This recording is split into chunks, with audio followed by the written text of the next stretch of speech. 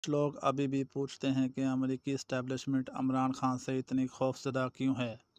یہ سوال سن کر مجھے اپنے پاکستانی لوگوں کی معلومات پر حیرت ہوتی ہے کہ اس لا علم قوم کو اتنا بھی علم نہیں کہ عمران خان کے دور میں پاکستان کی 75 سالہ تاریخ میں پہلی بار چھٹی جماعت سے لے کر 12ویں جماعت تک ہر بچے کے لیے ترجمہ قرآن کی تعلیم شروع کی گئی۔